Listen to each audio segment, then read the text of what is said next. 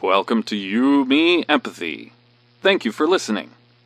We would like to remind you that this podcast is for informational and entertainment purposes only, and is not a substitute for medical advice, diagnosis, or treatment. Known as just a silly boy with a feely heart. Please consider supporting the show. Check us out on Patreon or simply leave a review on iTunes. Here's your host and creator of the show, Known Wells. Hello, feely humans. Welcome to another episode of You, Me, Empathy.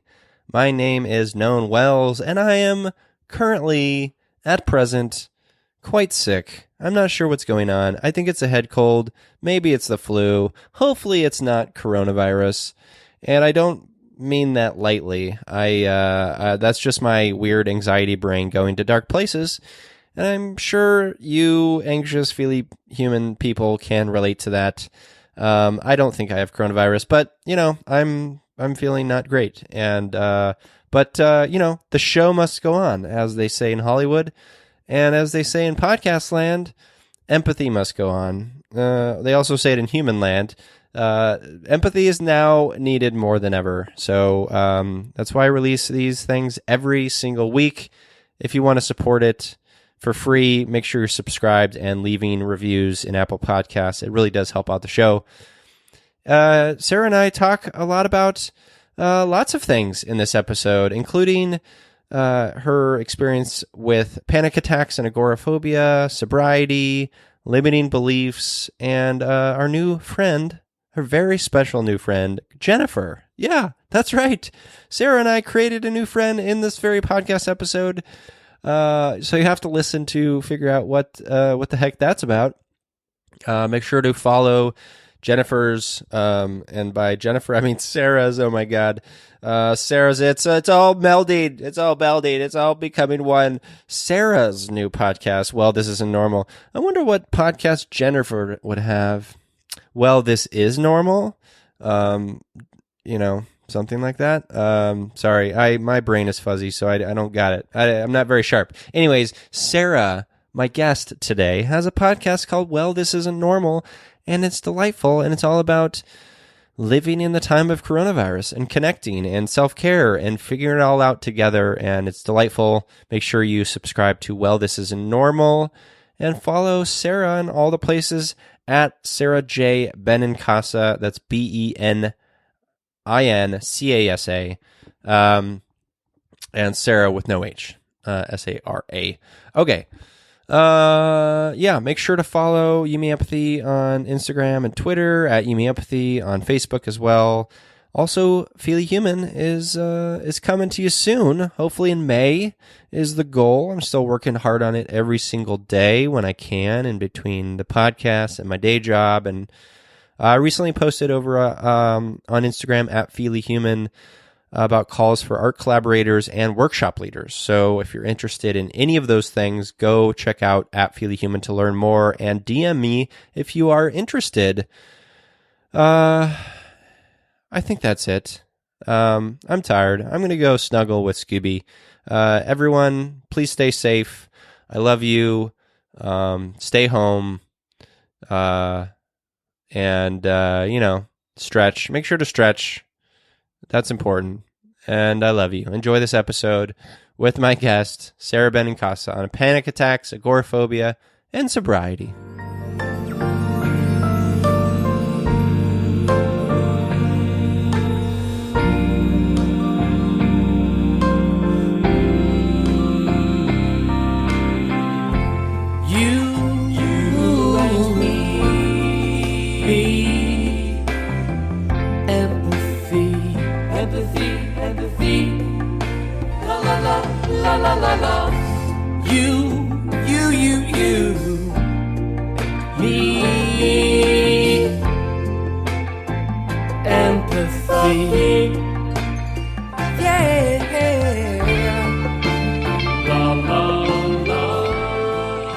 Welcome to You, Me, Empathy, a podcast about exploring the struggles we face in our day-to-day lives as humans trying to get by on this wondrous and overwhelming pale blue dot. The intent of Yumi Empathy is to talk openly, without judgment, about our mental health, our neuroses, our shared anxieties and worries, to create a dialogue that is vulnerable and deeply human and empathetic, and to share that dialogue with others to inspire emotional and cognitive collaboration and insight, so we can, hand in hand, break down the stigma that make us feel shame and guilt for struggling, for feeling our feelings, for being feely humans. Yumi Empathy is a safe, friendly space designed to inspire the beauty in each of us. Today, I'm cozying up in my fabulous dinosaur jams with fabulous author, TV writer, comedian, and mental health speaker, Sara Benincasa. Hello, Sara. Hello, I'm so excited to be here, Noam. Thank you for having me. Oh, I'm so jazzed that you're here. I've been a big fan of you for a while, and to be honest, I was frankly surprised that you agreed to do this. Oh, what? First of all, thank you, but why were you surprised? I don't know. I think it's, self-hate. I think it's, a feeling that I don't deserve to be seen. It's like that sort of underpinning I've had my whole life. It's probably a bit of that.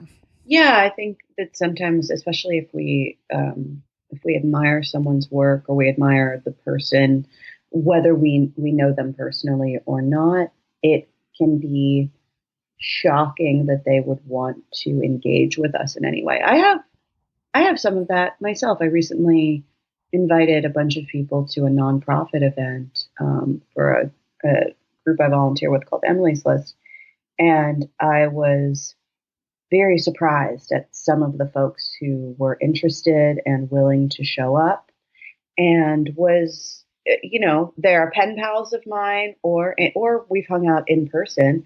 But I was still surprised because I was like, wow. And it didn't translate to, wow, I'm so cool. Sure. They want to hang out with me. It translated to, why did they say yes? And of course, they said yes in part because of me and in part because it was a bigger cause and an organization that they believed in. Sure. But you do have that moment of going like, they're hanging out with me. They're talking to me. What? Like, why? If they find out what a scumbag I am, they won't want to talk to or hang out with me anymore. Exactly. Yeah. And it's so good to hear that, like, you, who, I sort of consider to be like, you're in Hollywood, you're a comedian, you know, big name people. It's like good to know that like you're a person that also struggles with that, because I think we as humans tend to do this thing where it's like this hierarchical nonsense we put in our heads, like, oh, this person's, above us, quote unquote, and they're somehow not human, right? Like it's this weird thing we do to ourselves. And I think it's nonsense. Yeah, 100%. I mean, and I think that they feel that too.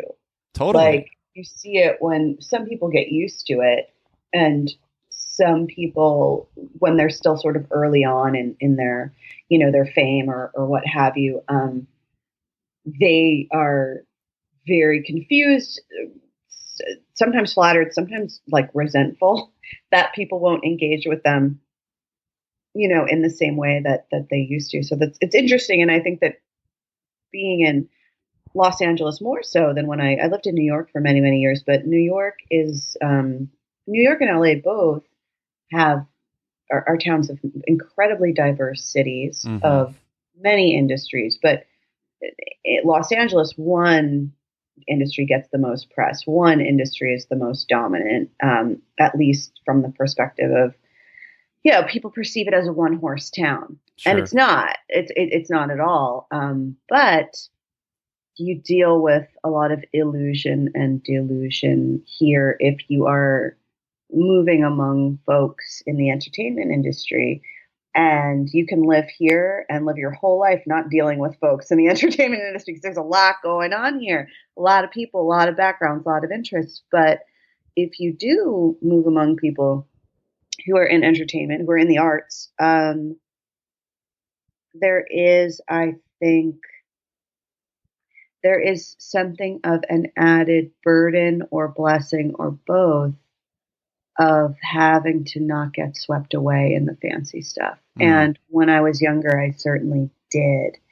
And now I think the way that I deal with it is by joking about it. Like, I know we're taping this. I don't know when this will go out, but we're recording this on Oscars Sunday. Sure. I'm gonna run into Oscars traffic today. That's weird. That's ridiculous. I didn't grow up here. I didn't grow up in a place where it's normal, natural, or whatever to say, oh, sorry, I hit Grammys traffic, which is what I did a few weeks ago. I hit Grammys traffic, so I'm having trouble getting through downtown. Or, oh man, it's gonna be such a pain in the ass to try to get around Hollywood today because of friggin' Oscars traffic. Or, oh man, I remember the one year I was in Beverly Hills going to get my hair did, which sounds crazy to me. Like, Beverly Hills, that's a real place. Yes, it is, with real people, and some of them are unhoused. Like, there are poor people in Beverly Hills. There are poor people all over this city, very poor people, but and you know, extraordinarily wealthy people where it's bonkers. But I remember I was going to get my hair did,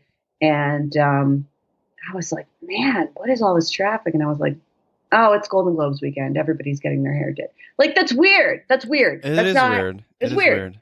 It's like talking about characters from a fairy tale that I read when I was growing up, you know?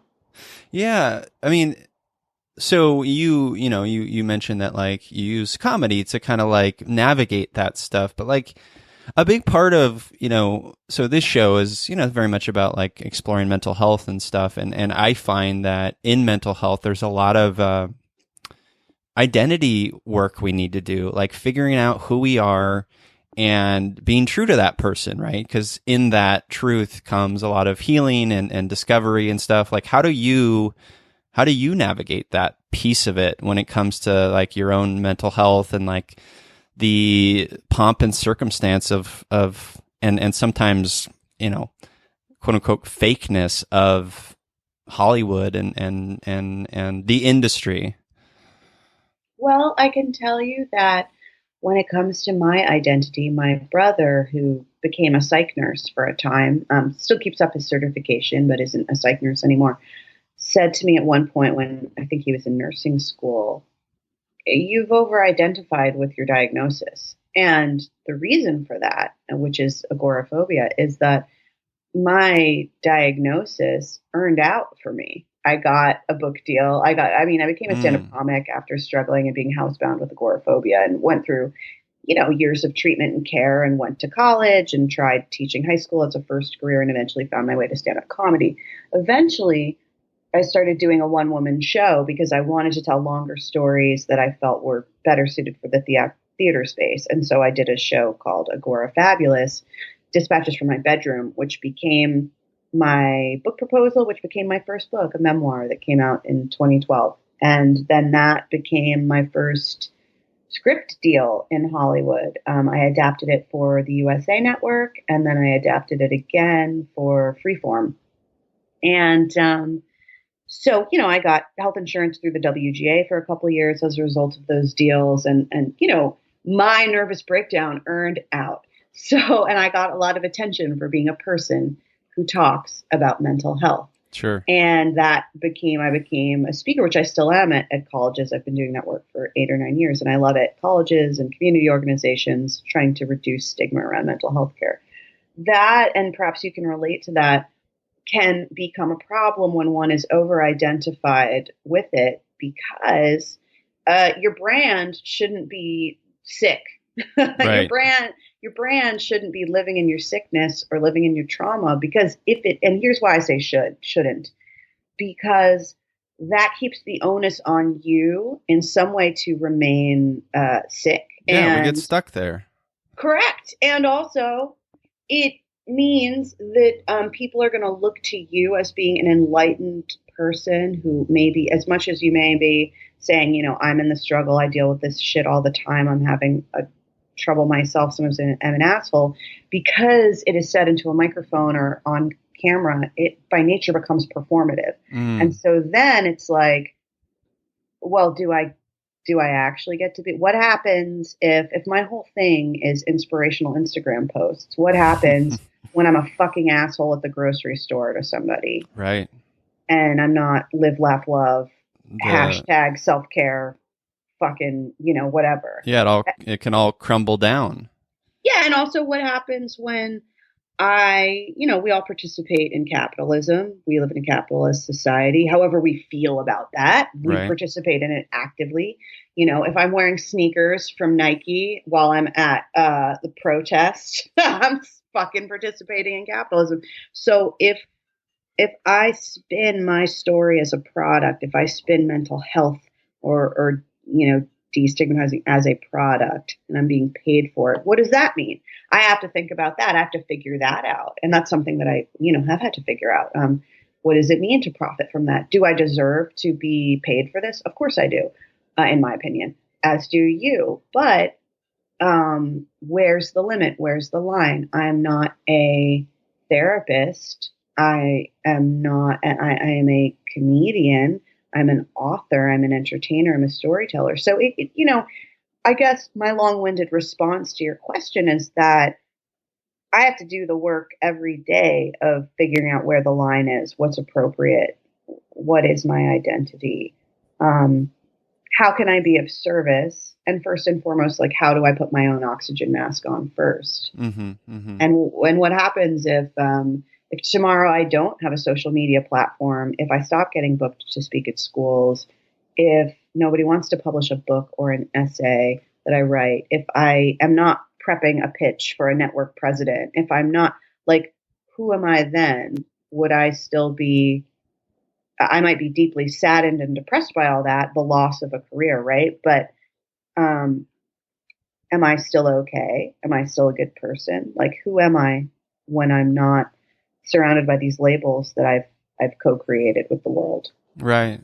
And how did you like, because that seems very measured and certainly grounded and the questions that we need to ask ourselves, but going from someone who, diagnosed with agoraphobia and taking that and mining that sort of experience and bringing it on stage and then getting a book deal, like, that had to have been like so validating and kind of a riding high of like, oh, this is an empowering feeling. I do have agoraphobia and look at this, right? It's like, so how did you find a balance, and did it take a while?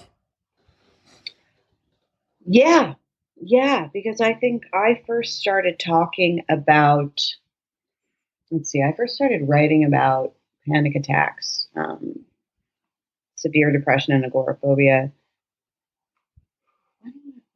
Let's see. So I started doing my one-woman show in 2009 when I was 28. I started workshopping it. And I would have begun publishing anything to do with mental health online through various websites. That would have started probably, I'm going to say, maybe the previous year, maybe 2008. I was working, hosting, and producing at SiriusXM. I was a freelance reporter for MTV News at the time. So I was really in the comedy world. I was really in the, I think I got a manager in 2008. I got a book agent in 2008. I didn't have, agents for on-camera acting or anything yet, I don't think. Wait, yes, I did.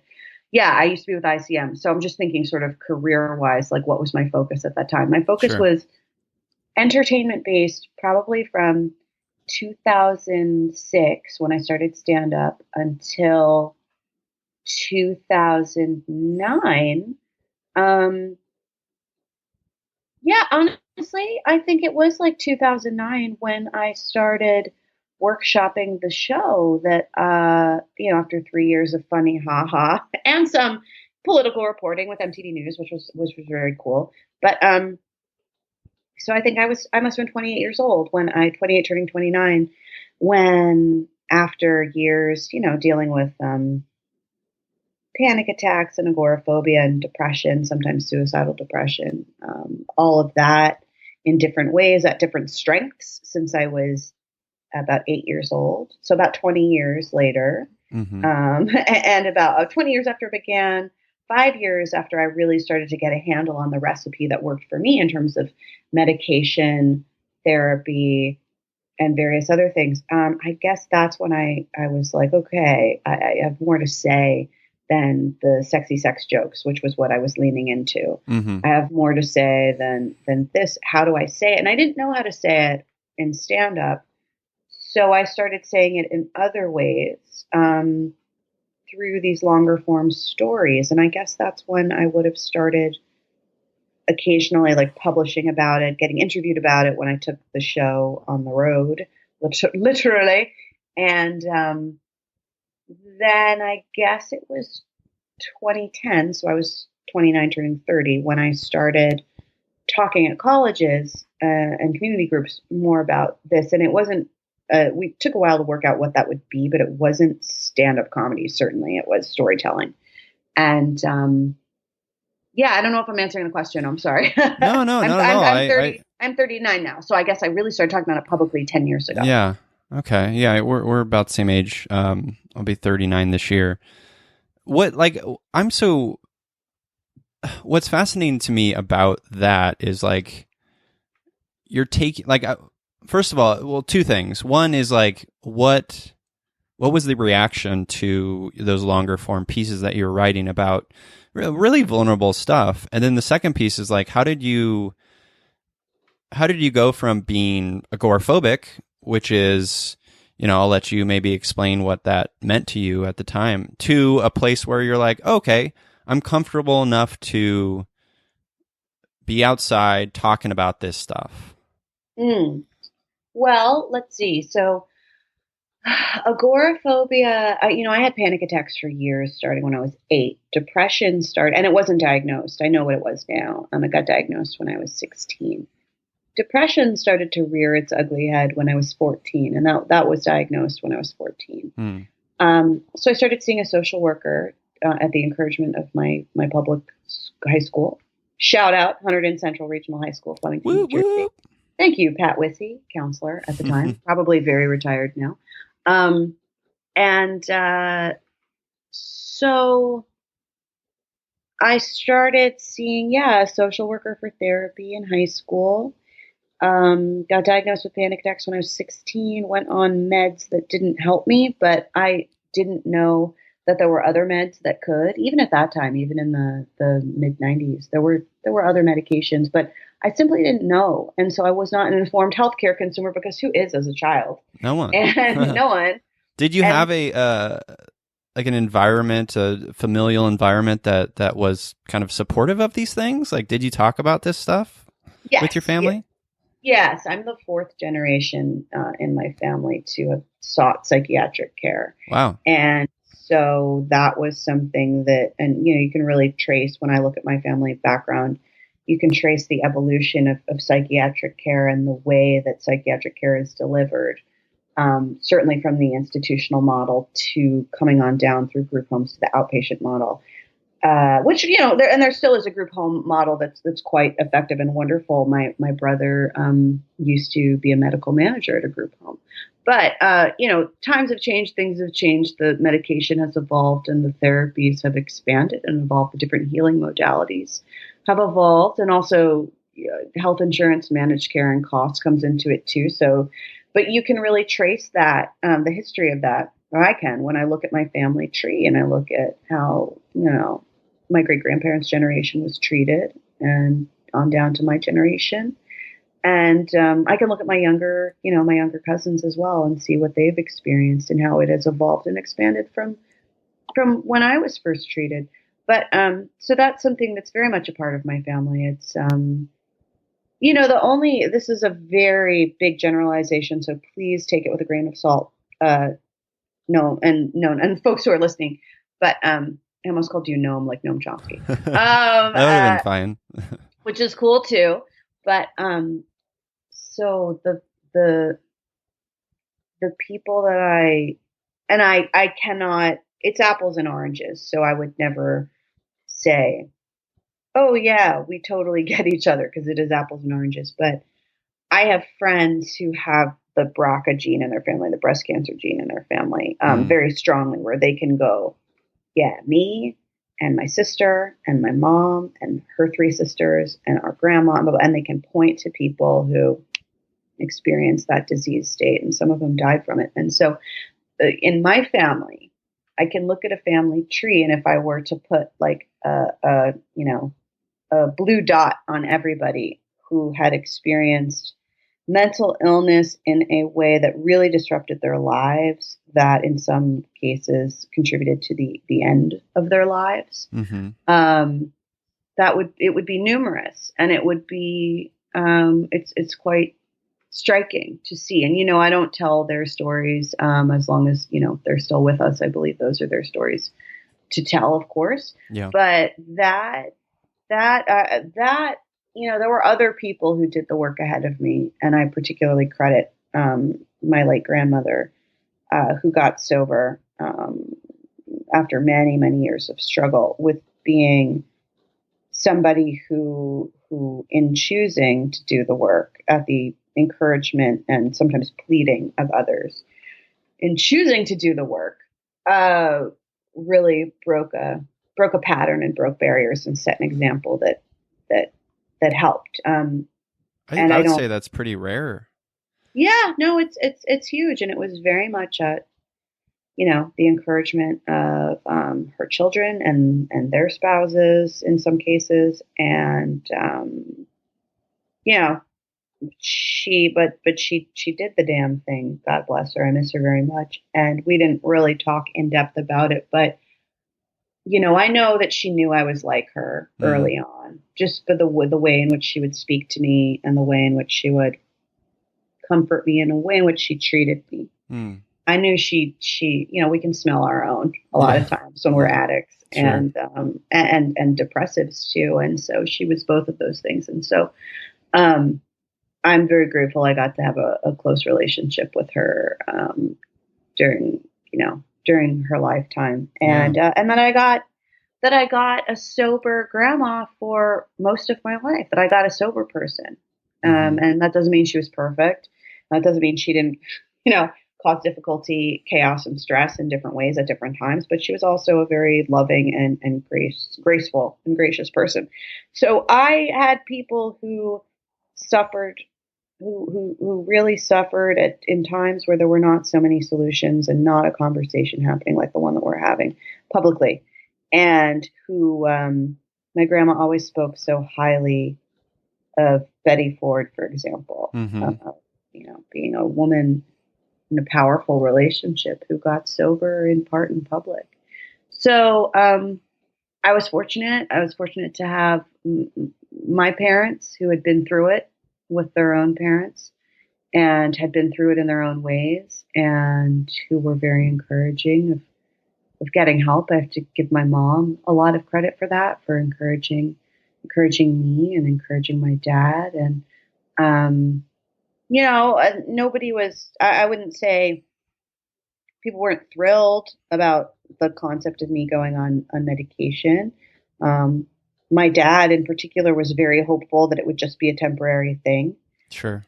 But it became clear over time that I needed the right medication for me. And eventually I got, it took till I was 21, and I went through an agoraphobic nervous breakdown in college that led to me dropping out. And, I was talking to my mom the other day, and I said, I'd be dead if I didn't have, medication.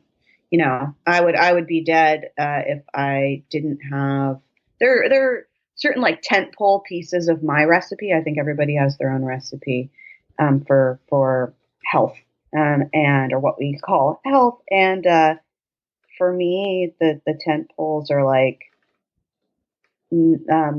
medication and talk therapy, and that's like the bare minimum. Now, I also was very fortunate to have a lot of love, a lot of care, a lot of financial help, which is why I had access to care in this country. But, and I can't discount at all, and I don't, the love of my parents and their kindness and the access that I had to care because of privilege, because of race, and because of class, among other things. But I would certainly, there were a few times when I didn't think I would make it, and even with all that shit, even with all those benefits. So if that's true for me, with all the access to tools in the world, and the love and the care and the encouragement that continues today from my family. The fact that so many people in this country die by suicide is not surprising to me. That doesn't shock me whatsoever. Yeah. No, thank you for sharing that. Medication and therapy have been a huge part of my own recovery and sort of journey. I don't think I'd be here without them as well.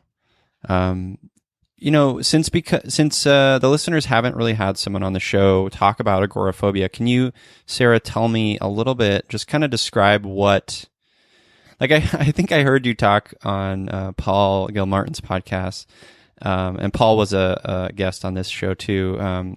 You described it as an exact inverse of an orgasm. Yeah. Does that still hold true? 100%. It's the exact inverse of an orgasm in that it is the most awful feeling that you never want to have ever again. And you want it to stop immediately. And so, I've also compared it to the moment when you are very ill with, say, the stomach flu, the moment right by the toilet bowl where you are about to throw up, but you can't yet. And you want at that point is to puke because you're just you feel awful. You feel unhappy. You're sweating. You're disgusted. And you get to a place in your mind in that moment. There's an irrational moment, even when we know, okay, eventually I'm going to puke. I'm not going to feel this way forever. But you feel so bad in that moment. There's a part of you that's like, what if this never gets better? Like that moment in the stomach flu. Where you've just lost your rational capacity, even for just a split second, to realize this too shall pass.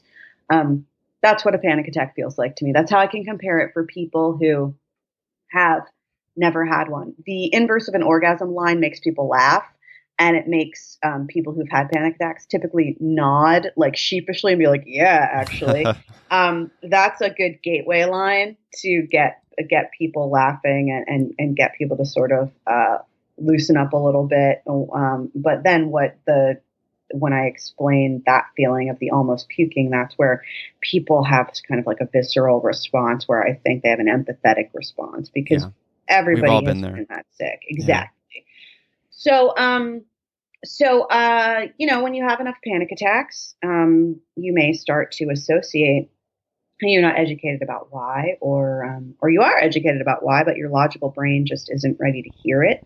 Because I think a panic attack in the fight or flight response really turns up the volume on the panicked, scared, animal reactive voice inside us. And it really turns down the volume on the cool, calm, collected, self-soothing adult voice. Mm-hmm. So one of those, it's like two radios in a room and one of them is turned up real loud and the other one is very quiet all of a sudden, sometimes almost imperceptible. And I often say to people, if you get on the right medication treatment, if meds are right for you and you get on the right recipe, you're still going to be you. You're just going to turn up the volume on the, sane, self-soothing, logical you and turn down the volume on the panic you. But they're both still there. You're still going to, you should, I love ideally, that.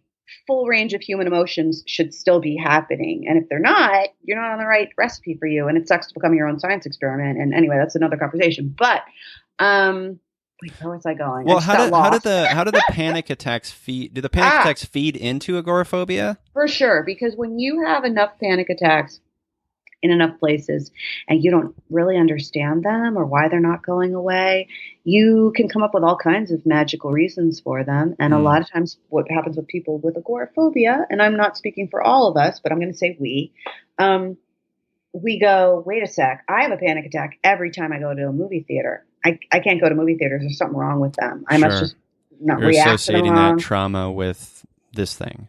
Correct. Whatever. And so it's basically like painting a red X mark over all the places where you've had panic attacks. And you start to just stick to, understandably, the places where you don't have them. I used to say, if every time you walked into a grocery store, somebody punched you in the stomach, you'd probably stop going to grocery stores. You'd learn. Humans are designed to survive. And so, if I am misfiring based on triggers, if my fight or flight response is misfiring based on triggers in places that should be totally innocuous, but for some reason are not, I am probably going to stop going to those places, understandably so. And so agoraphobia, phobia means fear, and agora means marketplace. So I make the joke too. It's cheesy, but I'm like, technically my diagnosis is that I'm afraid of the mall, which is very insulting to a Jersey girl, very upsetting. Also not true. I didn't have panic attacks in malls, although malls are places where a lot of people have their first panic attack because there's so much. I mean, if you think about it, there's so much stimulus. I've been to a mall in New Jersey. Listen, it's an adventure. How was it? Did you get a pretzel? Was there a fountain you could sit by? I went to, I lived in New Jersey for 2 months before I moved to New York. This was like right after college, 2004 or so. Oh, Mazel tov, congratulations. I mean, I'm sure most people don't love New Jersey, especially if you're living up north. It's expensive, it's crowded, I was living with my cousin, and they lived in a delightful neighborhood, very lovely. I think, I'd imagine, very kind of posh, Westwood. Oh, I don't know Westwood. That's very Jersey. I don't know Westwood. I don't know. It's very not oh, I've never been to Westwood, or oh, I'm unfamiliar with Westwood. I don't know Westwood. I love it. I love that. Anyways, we're very down to earth people. We're not very elegant. I will say that much about my beloved New Jersey people. I mean, there are very wealthy people there, of course. Oh yeah. But wealth is not necessarily conflated with eleganza, and so we are. I mean, I love us. I love my people. And there is a directness. And one thing that I love about Jersey, my mom is very Jersey. My dad is to an extent, but my mom is very Jersey. And I love the openness. I love the talking about. Now, that's not, again, there's plenty of repressed people in Jersey, but because it is a very, culturally speaking, and I do think, I mean, Italian Americans are the single most dominant, the most, so when in demographic surveys, when they ask in New Jersey, what heritage do you identify with? And the majority of the people say Italian American. Now, New Jersey is incredibly diverse. It is the most densely populated state. It is also the third smallest state. So we are packed in there. And I grew up in the countryside, which meant that there were farms around and that I had friends who lived and worked on farms. And, it's beautiful. But I was an hour and a half in either direction from Philadelphia or Manhattan. And I was 3 hours tops from Washington, D.C., 4 hours from Boston, where I went to and dropped out of college. So, I was able to access art, all the fancy pants art, big fancy museums and stuff. There were big universities. And I mean, I remember walking on the campus at Princeton being like, wow. Yeah. These people are so educated, so you had, if you wanted to, if you left your small town, it was fairly easy. It wasn't I have a friend who grew up in rural Nebraska. And sometimes when he flies home to, Omaha, I think his hometown is 2 or 3 hours from Omaha. He's had a couple instances where he flew in to Omaha. Is a great city. Flew into Omaha. The weather was so bad, he just ended up staying in Omaha for 5 days and then had to get on his flight back home because the roads were impassable. That was not the kind of rural America I grew up in, although it was a red county in a blue state. And it was a place where people hunted and there were lots of Trump signs there and occasional Tulsi signs and all that jazz. But, it was a special place. It definitely helped form absolutely who I am. Talk about identity. I mean, yeah. Well, the interesting thing about family is, and I've been thinking about this a lot lately because I'm crowdfunding right now for this new mental health sort of collaborative space, and I tell us more about it. I know the fans know, but I'm gonna promote this episode and maybe hopefully let's pray that some new listeners come in and they're very excited and they hit subscribe and they leave a positive 5-star review on iTunes or elsewhere. So Sarah, tell us what it is. You're the sweetest. But Yeah, it's called the Feely Human Collective, and it's truly a place where people can go and sort of engage in their own sort of innate natural capacity for empathy, for vulnerability, for emotional wayfinding through workshops, through a journal, through podcasts, and that's sort of like the digital piece of it is the first phase. Later phases is, sort of in-person workshops and things like that. But I didn't bring that up to tout my own horn, or toot my own horn. I brought it up because in crowdfunding, which is fucking exhausting, but you always hear, like, when you're doing the research, I'm like, oh, you can count on your family for helping, right? And sometimes. I can't. Yeah, I can't. I can't. Not everybody can. Because my mom thinks that what I do in terms of this podcast and the work I'm trying to do with the Feely Human Collective, as she doesn't believe in it. She thinks it's negative, which I am trying to, like, work through still. I'm working through it, right? But I guess I bring it up because family, I know from and you tell me this, and maybe I'm wrong in this, but like culturally Italian families, there's a lot of pride there, and there's a lot of loyalty there, and you hear that, like, family is everything, right? You got to as long as family is family, right? And you got to stick together, right? And I'm starting as a 30-year-old human, I'm starting to come to the terms of actually, that's not necessarily true. If a person is an asshole, right? Like, you have the agency to say, you know what, I deserve better than this, right? And create some boundaries. How is that for you and family and your relationship with family? Oh, we just had an issue about this yesterday. Oh boy! Let me tell you, I got a phone call to make today.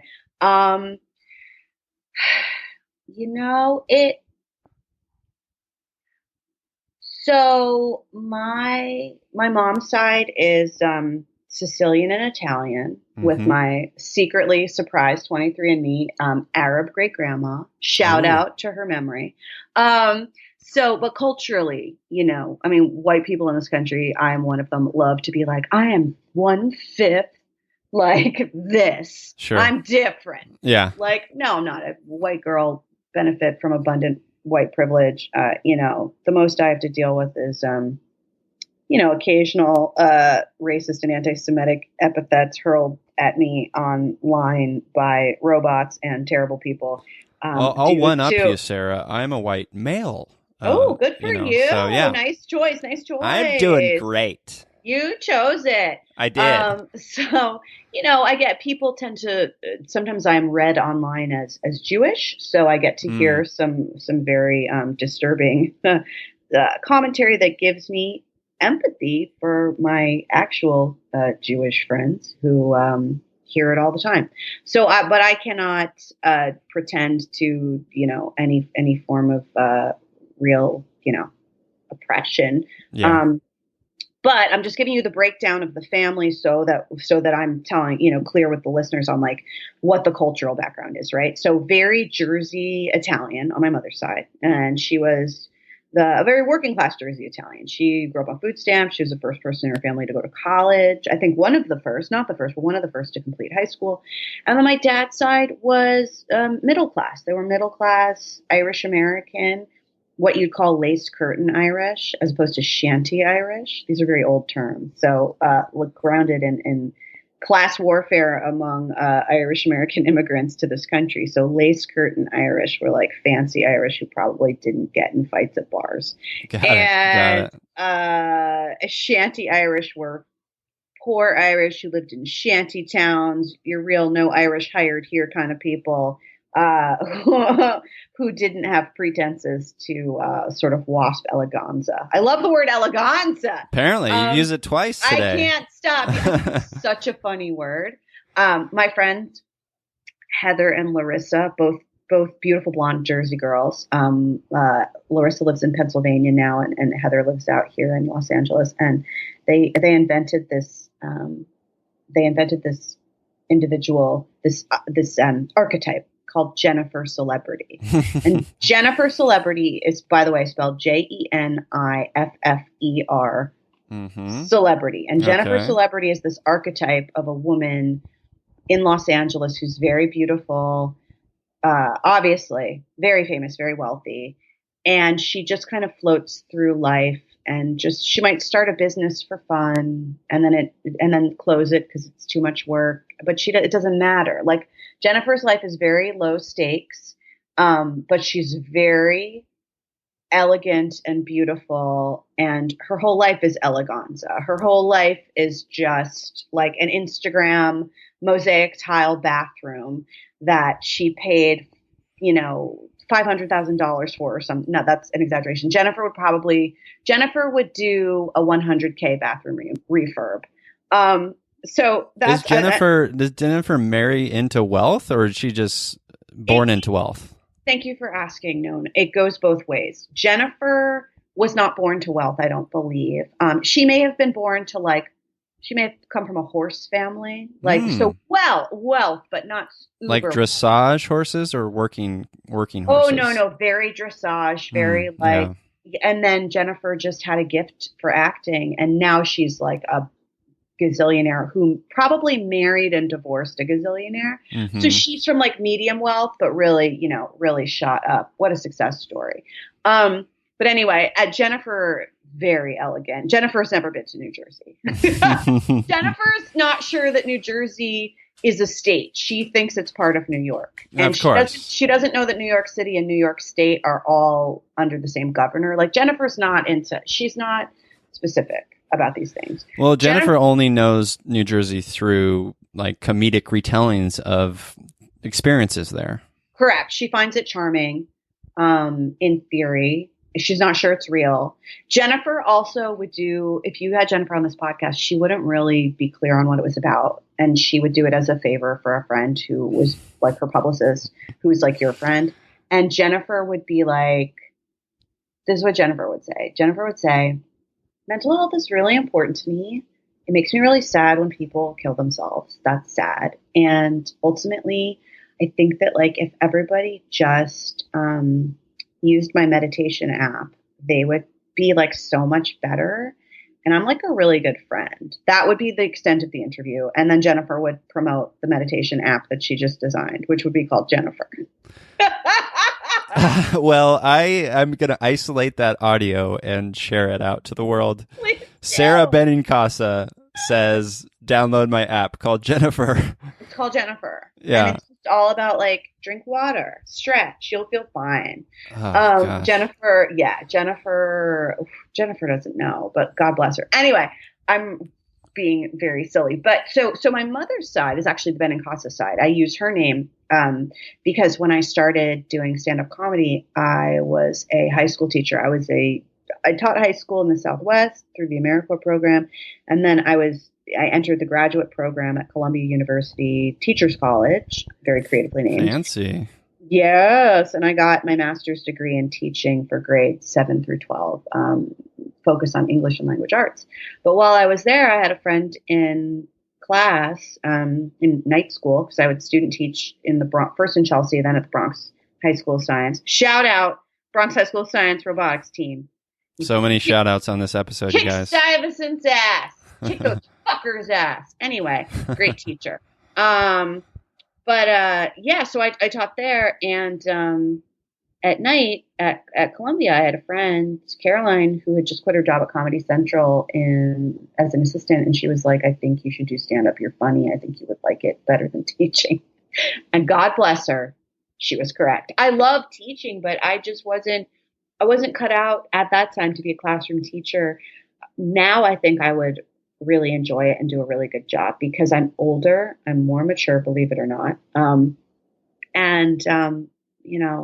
I love that age group. I especially love 16 to 24-year-olds, it's just amazing to see how they start and how they, like 16 and 24, you're on two ends of a spectrum where they are coming into themselves. Absolutely. And, that's the pocket where we all, the more and more I talk to people on this podcast, Sarah, I find that, 18, 19, 20 is like the pocket where we truly discover ourselves, but also like experience like our sort of greatest traumas in a lot of ways.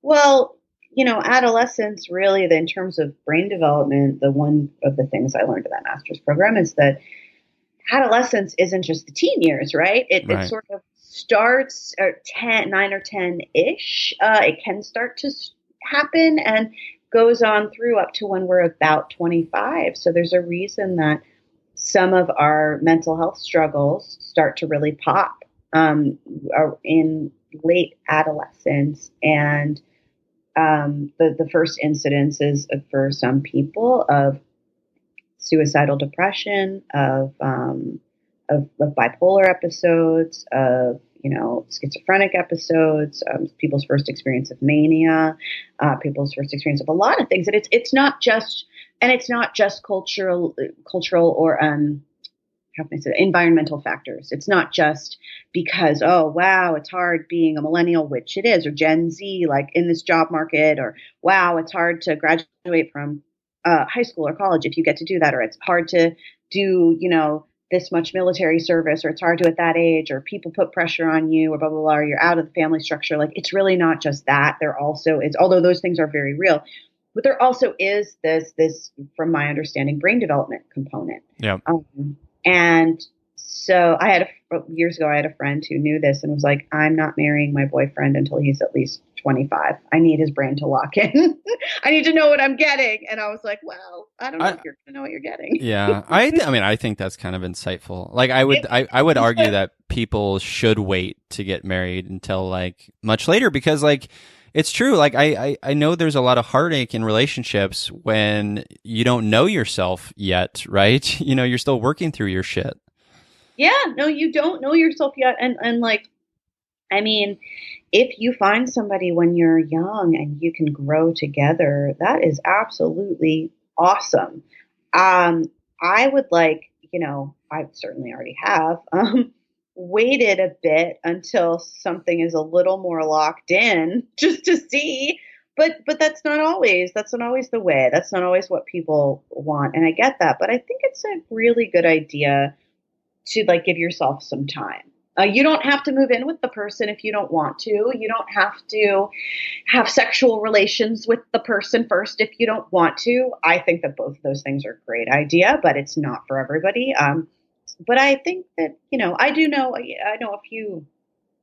I know at least one marriage in my generation that is robust. We are 39. They got hitched when they were 23 and they're going strong with 2 kids. And that's awesome. But that really is the exception. They didn't have a started marriage. Even if that marriage, God forbid, concludes, it won't be a starter marriage. But it is common for people our age and a little bit younger to have starter marriages. And, that sounds demeaning, but I don't think it is. It's understandable that, listen, if you're listening right now and you're like, oh my God, I married my college sweetheart and shit sucks. Why? Or I married somebody I met in grad school, or, oh man, I waited till I was 29 to get married and now I'm 33 and I hate my spouse and I don't want to be married. Like, that's okay. It's okay. It's okay to feel that way. I don't have any advice for how to stay in or get out of your marriage other than saying don't ever stay together for the sake of the kids, because the kids know and you're going to fuck up the kids by staying together, quote unquote, for the sake of the kids. That's a punt. It's also, in my opinion, I know that well. It's you using your children as a shield from you making the very real choice to get out of a marriage that isn't working and isn't healthy. So if you stay in it for the sake of the kids, one of you is going to resent the kids eventually. It might not be you, the person listening, who's obviously trying to better themselves in some way. Somebody's going to resent those kids. It's going to come out. The kids are going to figure it out, and it's going to fuck up the kids. So don't stay in it for the sake of the kids. Stay in it if you love the partner and if there's really good stuff there. Or, because you love money and you have money together. I don't know, but not for the sake of the kids. I just say, don't put it on the children. That's like my only piece of marriage advice. I'm an outsider. I've never been hitched. Just don't. I've seen what happens to so many friends and folks that I know, loved ones who had to deal with people. And sometimes they don't even realize it till later. like, wow, my parents really weren't happy and they stayed together because they thought it would help me. And then that makes them feel like shit. Don't do that. Anyway. Yeah. No, I know that well. That happened with my parents. Rough, man. It's rough. Yeah, it shouldn't happen. And I think we need to relinquish the idea that marriage is this sacred thing that, needs to happen, and you need to be in love, and divorce is such a terrible thing. And I think that's bullshit. I think relationships are hard, regardless, and we need to be honest with each other, and if it's not working, we need to talk about it. And if you have a 5-year marriage, like I would say, like, any of that is considered a success. Quit calling it like a failure, It's not a failure. It's not a failure. If your marriage doesn't work out, it's not a failure. It's not. Like, if you say the marriage failed, that doesn't even make sense. Like, it makes no sense. Yeah. You got married, you realized it was time to not be married, or they did. I've never met a couple that got divorced where it wasn't the right choice. Ever. Right. Now, one of them may be deeply unhappy and so upset and so wounded, but that doesn't mean that divorce was the wrong choice. Something was wrong. People don't go through the rigmarole. Listen, people get married sometimes because they think they should. They get married because of pressure from family. They get married because they're like, what do I do with my life? How do I fix this? They get married because they're thinking about breaking up with somebody and they're like, I got to save this. Let's get hitched. I thought about doing that in a relationship. Trust me. I get it. People get divorced. Like, nobody goes through all that paperwork and all that bullshit and all that cost. In some states, it's easier than others, but in most places, they make you jump through some hoops. People don't go through that because the marriage was healthy or great. Sometimes, sure, could this marriage have continued? Yes. In some cases, yes. But that doesn't mean the divorce. Like, why would you? I understand. Heartbreak sucks, but why would you want to be with somebody, even if you still love them deeply and they still love you deeply? Why would you want to be with somebody who wants to fill out all that paperwork to end your life together? Yeah, like, 100%. What's up with that? And so if you're feeling like upset or sad that you're listening and you're thinking, I'm sad about my marriage, I'm mad about it, I don't know what to do, like, whatever choice you make, as long as it's for your health, and it is, you've done thinking about it, like, it's all right. When people get divorced, I say to them usually, congratulations. How may I help? Because sometimes people need help moving sometimes, or they just need a listening ear, or sometimes they just laugh and that's all they needed. But, like, I don't know. I've been in long-term relationships in my life, and it's not something changes when you get married, because you my friend says you form a company together, basically. Right. So I'm not saying that I had the same experience. I'm just saying, like, heartache sucks. It sucks. And then with a marriage ending on top of that, you sometimes feel embarrassment, like you're being judged by others, and sometimes you are by your family and stuff. But, like, I think you're cool. I think you're rad. I don't want you to stay in something that's going to negatively impact your health, physically, mentally, or otherwise, or that of your children. That ain't cool. That ain't cool. No. Do you find, you're obviously very knowledgeable and you think about this stuff a lot. Do you find that you're the person who people go to in your friend groups to, like, get sort of clarity around, like, mental healthy things? Yes. And I've learned over time that my job is not to speak on it the way I've been speaking on it here, and basically performing in front of an audience. It's an invisible audience, but it is an audience. And that doesn't mean I'm being inauthentic. I'm not. But my job isn't to go, hey, come on, blah, blah, blah. It's to listen. Yeah. And because I used to think, oh, okay, I'll let me try and fix this. Well, that's impossible. I am not a perfectly whole and together person. I am also not a goddess, even though, like, metaphorically, yes, obviously I am. I look great. But, like, physically alone, I'm for sure a goddess. But and it's not, like, your job. It's not my job, and they're not asking me to do it. And if they are asking me to do it, that's weird, and I need to hand that responsibility back to them. Right. And, They're not coming to me. This was something I was talking about to my dad, yesterday. He's like, sometimes people just need you to listen. And I was like, okay, John, fair enough. And that's true. Sometimes they do. And I think I've gotten to that place with my friends. And I slip it up and I'll realize and go, hey, I'm sorry, you didn't ask. My friend Heather is particularly good about going, I didn't ask for advice. I just need you to listen. And I appreciate that because then I go, oh, yep, you're right. And I take the note. I'm not always at that place with my family. That sort of primal, those old ways, those old habits are more ingrained with them. But yeah, I am often. And sometimes it's people I haven't spoken to in years, not out of strife or something, just because I haven't seen them since middle school, honestly. And so social media provides a way where people can see you and feel like they're keeping up with you. And if they need to reach out in a moment of desperation, I'm happy to hold that space for them if it feels safe for me, which usually it does. And I'm talking about people with whom I have a prior relationship. When it's people who are strangers, understandably, because I've written, at least 5 books out, and 2 of them have a lot about mental health in them and mental illness. And so understandably, a lot of people feel like they can reach out to me in different essays as well. And I wrote an essay about having a emotional affair with a married guy, which I didn't know was a thing. I didn't know an emotional affair existed, but it does. And it was published in Glamour. So it got passed around a lot. It was front paged on Yahoo. So I got a lot of emails about it. And that was an example of an instance in which I didn't respond to the vast majority of them. I read them all, but Sobriety teaches me, my recovery group teaches me over and over again. I got to keep my eyes on my own paper because my thinking has never led me to like perfection.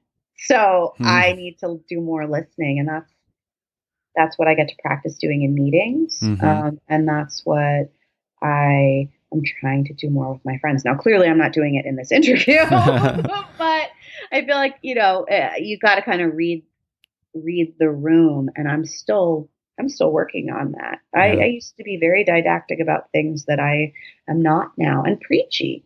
And I still find myself falling into it. To me, if somebody is preaching about something or didactic about something, unless they're running for office, and that's part of the spiel, they are usually avoiding doing work on themselves. Right. And that's been my experience, and I've heard a number of people say that. It's not true for everybody, but you're at least trying to distract yourself from something else. Yeah. Right? That's codependency sometimes. Well, totally. Yeah. Totally. I'm also the person in my sort of friend groups that people kind of go to about this stuff, because that's the role I've taken. And it's a role I truly love and have created sort of good boundaries over the years. But it feels, and I wonder if you can relate to this, it feels good because it speaks to my own recovery. It speaks to my own like centeredness. Like, and I'm not just like, saying that to like get an ego boost, but it does. Like, I feel proud of the place where I'm at, recovered anorexic, recovered, like I have clinical depression and that's still an issue, but like I've gone through some traumas and I'm at a place now where I can like use my lived experience and talk to people about it and listen. Right. And that's crucial. And empathy is listening, but just that's huge. Be there for people. Absolutely. Like, does that feel good for you as well? Yes. It's very gratifying. It feels like a way that I can pay it forward. And that feels good. Absolutely. That feels good. It's a way to be of service. And I think that my friend, Melissa Steinova works in the corporate world, but she's also an author and she's a tarot reader. And so she writes books about tarot. And one thing that she said to me is, she doesn't put it this way, but sometimes she's the gateway drug to people seeking therapy with a licensed counselor and social worker, a psychiatrist, sometimes medical care, because she's not there. She's very clear on her boundaries. She's not there to diagnose you. She's not there to psychoanalyze you. And she has benefited from, conventional healing modalities that like actually are evidence-based. So when people go to see her for tarot, if they're talking about stuff that's above her pay grade, she tells them and she encourages them to go. And sometimes they're seeing her because they're afraid of going to see the doctor. Mm. And so if my friend who's a tarot reader, can be a gateway to people accessing the care that they need from trained professionals, so can I. Yeah. But, she and I both realize the limits of our abilities, right? Like, in the state of New York, you have to do a spiel before you do like tarot or astrology legally, where you're like, this is for entertainment purposes only. And she's not based in New York, but I like that they do that in New York. And I, as a comedian and author, college speaker, etc., same deal. And I don't have to do the spiel as much because people get it. They know they're hearing something from an entertainer. But I will say that, like, then there have been times when I've spoken to people privately and said, okay, this is where I stop.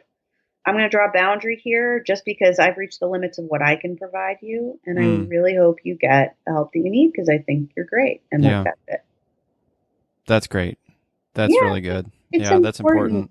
And because also it protects our time and energy, and it keeps us from getting too inflated. And it is it's entirely possible to delude yourself into thinking like, oh yeah, I've got the answers. Right. I've got all the answers, but I've got some of them.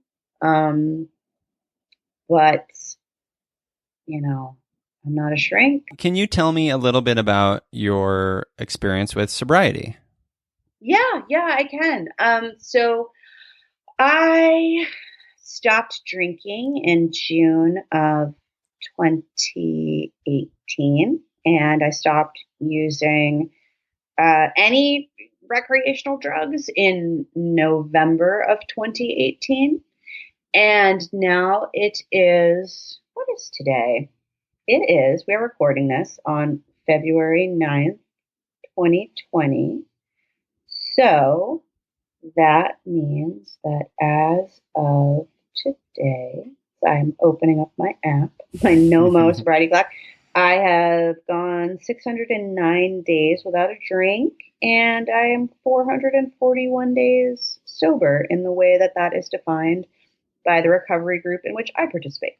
Amazing. So, yeah. So it's, and man, yesterday I wanted a drink. I was stressed, and I thought, wow, this feeling is when I used to drink. And I'm lucky because I have friends who help me, people I've met through my program, and I appreciate them very much. And I realized, talk about over-identifying. I had this brand that I built for myself of a mental health speaker and somebody who writes about mental health sometimes. And but you're never done. You're never finished. And I realized over time that I had started using alcohol over time to treat back pain and to treat anxiety. Definitely in social situations. Absolutely. I mean, wow. I spent the first 90 days without a drink crying a lot. There were a lot of compacted tears to come out, I guess. Because so many times I think that, first of all, your brain chemistry is resetting, and you're taking away a lot of sugar. And I'm talking about, like, I'm a gal who was drinking on Prozac. Not a good idea. Everybody who's listening, if you're on your SSRIs, if you're on selective serotonin reuptake inhibitors, the doctor tells you don't drink, and you're like, ha, ha, ha. I had one wonderful Armenian doctor who was like, Sara, I'm Armenian. My people drink. I love it, but I have one drink once in a while. I don't have all of the drinks. A terrible impression. Shout out to my Armenian friends for hating that impression. He was so funny and he was so great. He's like, I have one drink once in a while. I don't he was like really trying to connect. He's like, "You're Italian. I know you guys, like to." It was cute because it's like, yeah, every culture likes to drink, But I said he was, and I was like, okay, and then totally didn't obey. But really, like every doctor or shrink I ever had said to me, look, like if you're drinking on an SSRI, what you got to do is basically double the impact. Think about it that way. And it's not great for your liver. Really don't, be careful with it. And I was like, yeah, whatever. It's cool. So, if I had, and I drank bourbon. I drank. So you're drinking hard stuff, not just like wine and stuff. I fucking hated beer. I was like, ugh, why? Beer to me tastes like water gone bad. I was like, this is dumb. Like, it never occurred to me that I was an alcoholic. I just was like, this isn't strong enough. This is dumb. Why would anybody drink this? Gross. So you wanted to feel a numbing, dulling effect. Yeah, absolutely. Yeah. I wasn't like, let me decide where this was grown, and no, there's no like. I was not like an aspiring. This is a varietal. This is great. Like my best friend's mom, shout out to Shannon, lots of shout outs, is a master sommelier, and she is incredible. One of the first woman master sommeliers, I believe, in the state of Louisiana, if not the Southeast. Like just awesome, just such an awesome lady, and yeah, she's done a million other things, but that's one of those things. That is a very specific profession. That is an art and a craft, and it's amazing. I was not, looking at and there is such incredible beauty to, I think, to the winemaking process. There's a beauty to the process of making spirits. There's an incredible, like you can get drunk sometimes and have a good time. And you also can just enjoy, you can enjoy alcohol, you can enjoy drinks, you can enjoy the rituals and not have a problem. I was not one of those people. I had a problem, and I didn't drink until I was 23 because the first year of teaching can for sure make a drinker out of you. So I started on tequila. And good tequila too. I was in the Southwest and had access to all different kinds of tequila, small batch, big stuff, and so I don't have the association that a lot of people do with tequila of like puking. I had friends by the time I was 23 who were like, I can't even smell that. Mm-hmm. But I was not a partier in high school or college. I had a drink maybe a couple times and felt bad about it because I grew up in a mostly dry household, and there was a lot of alcohol was kind of seen as this very scary demon thing that one could indulge in once in a great while, but just for social reasons to make other people comfortable, really. So I wasn't raised with drinking culture in my home. Like, how does one, there was nothing modeled for me in terms of how one can enjoy responsibly, as the ads say. And one absolutely can. So I always say, like, I didn't stop drinking because I think alcohol sucks. I had to retire because I was so great at it. But I drank hard liquor, and not usually mixed drinks. Sometimes, but I think that's a cool form of alchemy. But how did it impact your life? Because I'll just say this, like, I'll be open about this. I'm on an SSRI and I do drink, and I've had a weird relationship with alcohol, and I didn't start when I was 23. I started when I was 13. Little baby drinking warm Chardonnay. Warm Chardonnay. Yeah, just taking a butter knife to the top of that thing and just knocking the glass top off, because I'll say it again. Eleganza. I mean, the definition. You were a little Jacob celebrity with two Ks. That's right. But so by the time I was like in college, I had drinking, and I sort of maybe got over it for a while, for many years, and wasn't drinking, and then maybe 7-8 years ago I started drinking, and I love wine. I drink wine, but I as my therapist says, I drink like a European. I do drink every night, and I've always had this sensitivity to it because there's been sort of alcoholism in my family, and If you don't have a problem with it, you don't have a problem with it. I don't think I have a problem with it, but like it's one of those. I don't. You're right. Thank you, Sarah. I don't. But like it's a sensitivity. It's just a thing. So what did it look like for you in terms of like how it's impacting your life? Okay, so by the way, the reason I said to you, you don't, is because you said I don't. I was reflecting that back to you. If you don't feel you have a problem and you don't have other people in your life who know you going, hey, you need help, this is fucked up. Like, it's not a problem. There's nothing that you said that sounds like a problem. My psychiatrist who had a drink, he meant a hard drink once in a while. Like if you have a glass of wine, plenty of people are fine with that. Just, keep going to the doctor and be conscious of it. It's like anything else. Like we have had a lot of type 2 diabetes in my family. Now I don't believe we are predisposed to it. I believe that it is from, honestly, economic factors. Access to the people that I look at, my family, it's been access to food sometimes. It's been how they were raised. It's the quality of food that they've had, and it's getting addicted to sugar and fillers and all that jazz. Like, it's not, I don't think we have a genetic predisposition to it, right? Right. So I watch it. I still have sugar. I enjoy it. But, I went to a nutritionist a few years ago, and I was like, yo, Jamie Saganor, help me out here. Shout out to Jamie. What can I do? Shout out to Jamie. Endless shout outs. What can I do here? I'm an omnivore. I'm going to stay one for now. I grew up with a standard American diet, and I help me because I am hypoglycemic and I want to deal with this.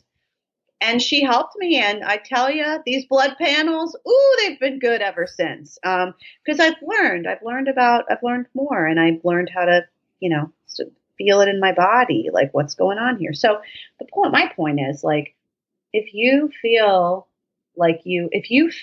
in your gut, like I might have a problem with alcohol, okay, then you read about it, talk to sober people. There's places you can go that are free and are the best show in town, as we say.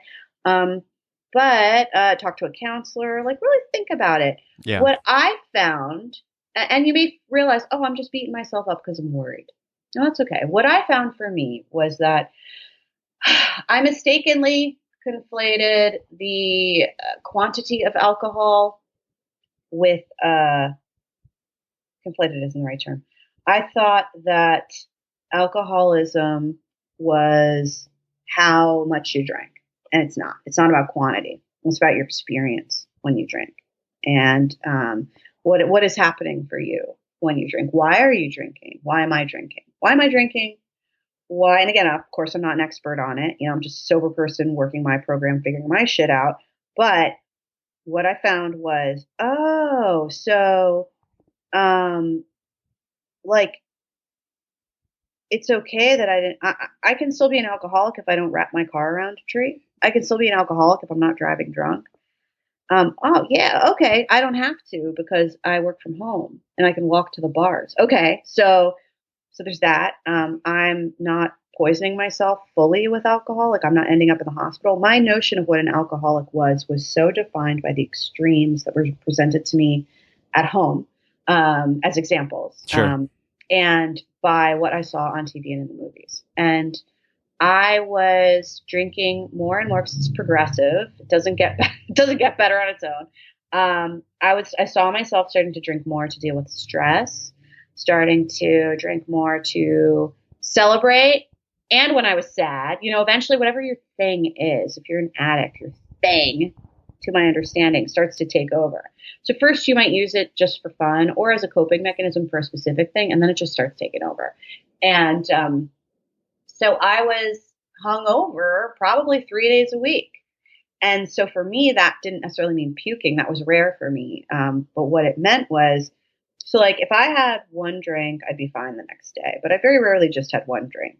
And that's another little red flag there. Yeah. It's a pink flag at least. I had 2 drinks. I would have I'd be a bit sluggish the next morning. But I'd be all right by like noon. if I had 3 drinks, I would feel gross all morning and be, I'd feel weird all day, quite frankly. If I had 4 drinks, I might be in bed all the next day. Mm-hmm. So choosing over and over again to do something that had me in bed for all or part of the next day, when I knew that I had to get up. One of my books is called Real Artists Have Day Jobs. The day job is with an organization that is based on the East Coast, and they let me start at 10 a.m. East. That's 7 a.m. West. So if I couldn't function properly on a conference call at 7 a.m., I was fucked. And sometimes I couldn't, but I covered it because, alcoholics are very good at lying and pretending and all that stuff. And especially we tend to be just the best looking and most charming people, really. But and we will tell you that in all kinds of ways. But do you think Jennifer is drinking? Has a drinking issue? Oh no, Jennifer. Oh, Jennifer doesn't have a drinking issue. Jennifer has a vineyard of her own, and it is biodynamic. It is organic. It is fantastic. Oh no. Jennifer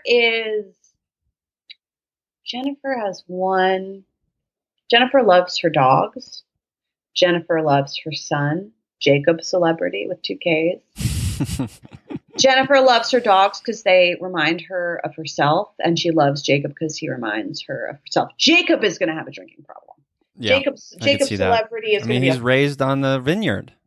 He's also going to be a full addict because his mom is a deep narcissist. So Jacob's going to be a full addict with a mother who has almost narcissistic personality disorder. And it is very untreated. She will not be going to dialectical behavioral therapy. Jennifer will just be booking another movie. So yeah, Jacob is going to have some addiction issues. Jennifer's fine. She's always fine. Jennifer doesn't go deep enough to have any psychological issues of note. She just looks great. Yeah. She's great. She's great. She is. She's wonderful. She doesn't even get drunk. She doesn't need to. Why do you need to get drunk when you're drunk on your own beauty all the time? Oh just my God. naturally. What a life. She looks in the mirror and she feels utter peace and joy. She says, "Oh, I'm aging so well." She says that a lot. I am aging so well. We can all aspire to be Jennifer. Jennifer is just, her feminist nonprofit is great. It provides face masks to women who can't access the kind of dermatological care she can. It's just, she's such a good person. And listeners, if you go to jennifersmasks.net and use the code... Excuse me, it's .org. It's a .org. .org, sorry. Thank use the you. code Jacob with 2 Ks. Jacob with 2 Ks. BTW, as I'm talking to you, I'm texting Larissa in Pennsylvania and Heather across town, and I'm going, I think, because I'm like, Jennifer, they invented Jennifer, and I'm like, do you think Jennifer has a son named Jacob? Because I'm trying, it's really like the Marvel universe at this point. I wrote, once upon a time, I wrote a couple stories for Marvel, which was really fun, and they were parody stories. And there was an editor there at the time named Tom Brennan who would shepherd this project every year where they would do 1 issue and they would hire humor writers and comedians to just make fun of the Marvel universe. And it was so much fun. And you couldn't create your own character, but you could play with any of their characters. You just had to ask them. And then, of course, they made sure that like you didn't say anything too crazy. But Jennifer Celebrity is, to me, she could birth a universe at least as rich as that which gave us Peter Parker. The JCU, Jennifer. The JCU. Universe. Yes, you need to come to Comic-Con next year in San Diego and record a series of interviews. I actually think this is a great idea that I just had. Maybe you've already done this. Record a series of interviews, but definitely also help me. Hopefully, Heather and Larissa launch the JCU. Oh, I am into it. Let's do it. Going back to your question a while ago. So I realized I was using alcohol as an antidepressant, which is terrible because it's a depressant. I was using it as an anti-anxiety agent, which works for a minute until it doesn't. I was using it as an analgesic, I think is the term, a pain reliever, physical pain reliever. I was using it just to pass the time, and eventually, I don't have great drinking stories. I don't have big, some people really do. I don't. My stories are like, I had sex with people who had partners, who were married, who had partners. And I felt terrible about it the next day. And then I did it again because I drank. I drank so that I could do that. I was in a lot of back pain and worked through it, and a lot of wrist pain and worked through it. And I drank so I could get through it. And like, you really shouldn't drink away a herniated disc. That doesn't work, turns out. Definitely don't try to drink away a herniated disc and also be on painkillers. That's bad. Yeah. I drank as an agoraphobe. I have done really well for many years thanks to cognitive behavioral therapy, thanks to Prozac. For me, I'm not shilling for Prozac. I'm just telling you what works for me. It's not necessarily going to work. It can fuck you up, so be careful. But I had a prescription for Xanax, which thankfully that's never been my drug of choice. I've never been a pill popper. So that was not something I worried about abusing or ever did abuse. But that very much was a helpful tool for me for quite some time. I had meditation. That was very helpful. Still is very helpful to me. Breathing techniques. I love John Kabat-Zinn's Full Catastrophe Living. That's a wonderful program out of the University of Massachusetts Medical School at Worcester. I had all these resources that were so helpful. And I realized, I started using alcohol because sometimes if you're in main cabin select, much less first, or your main cabin plus or Delta Comfort plus, whatever, sometimes like you pay the extra, right? You get early priority, which I love, boarding. You get an extra, you get a free bag. And guess what? You get a free drink. And so drinking became fun on planes. And also a lot of times when I don't know if a lot of people know this, they probably don't because it's so specific, but a lot of stand-up comedians, a lot of times if we're not on a paid show, we'll at least get drink tickets. So because comics do a lot of work for free, even big comedians, huge comedians will drop in. Once in a while, you'll see Dave Chappelle drops in on a show. You'll see Chris Rock drops in on a show. Margaret Cho drops in on a show. Big deal comics will drop in just to work stuff out because that's really important. It's like being in the gym, and they're often unpaid shows, but everybody gets drink tickets. Everybody. You don't get to the point of being able to sell out like Madison Square Garden or even just a big, amazing theater by like not being in the gym, not doing your work, right? So these people will drop in. And so yes, if you're in a big booked theater show, there might be a stocked bar in the green room, or you might get free drinks, of course. But like even if you're in some shitty back room, a lot of times the promoter will be like, okay, here's your drink tickets. Usually it's 2. Sometimes it's more. Sometimes it's less. It's a shitty show. It should be at least 2. And and like, the appropriate thing to do as a comic, I believe, tip the bartender in cash, just throwing it out there to people. You still want to tip people who are working for the money, but like, so that when in my stand-up days, because I don't do stand-up so much anymore, but I'm much more of a writer and I want to sell a TV show again and blah, blah, blah, blah, like that stuff. But that was how we socialized. And the way that you bonded with other people was you stayed up late. And I remember being really young, just starting out, and John Mulaney, who was even younger than me. John's like 3 or 4 years younger than me, I think. John was sober. John got sober young, and John Mulaney would just go do his set, shake hands, be kind, and leave. And that blew my mind. When I was 26, I was like, what? How is he fucking leaving? What? Like, I was very impressed. Right. I was just like, wow, he's a magician. Rob Delaney, who I adore, has been sober for 18 years. He ain't drinking at shows, and he's open about it. And the only reason I share that is that both of those people who are out about being sober. Right. Anonymity is very important in certain recovery groups, which is why I never talk about, the name of the group that I am with, but it's very obvious and easy to figure that out. And it's been very helpful to me. And those guys, I don't know what programs they do or don't work, or if they do or not, but I know they're sober, and I know that they have drawn a lot of comedy from it. It's very beautiful. It's very beautiful because it helps. And I think, I did a podcast that's coming out sometime later this year with Monique Hart, who's a drag queen, who is sort of a RuPaul All-Star Drag Race superstar. And Monique Monique's real name is Kevin, and Kevin went to seminary, and is still a person of faith. And we were talking about it, and I said, Monique, like, I said this on air, some people are sent here to bear witness, and you are one of them. And Monique bears witness. Monique is a Christian and bears witness to Jesus Christ as their savior, and a very inclusive, loving, queer friendly as fuck Jesus Christ, by the way. Yeah. But in case that wasn't clear, it was implied. Implied, but in case you thought that Monique was like, listen, we need to get it together. No more queerness. I hate myself. I hate all of you. We need to be straight people. But by bearing witness, that can mean a lot of things. That can mean, I can take that very religious phrase and I can apply it to folks who are atheists, who are skeptics, who are people who are agnostic, wherever you land on that spectrum, but who have a story to tell, who have a message to carry. And I'm not saying that Mulaney or Delaney, my real last name is Donnelly. You might figure something out there, or not. Might draw a comparison there. I don't know what it could be, but like you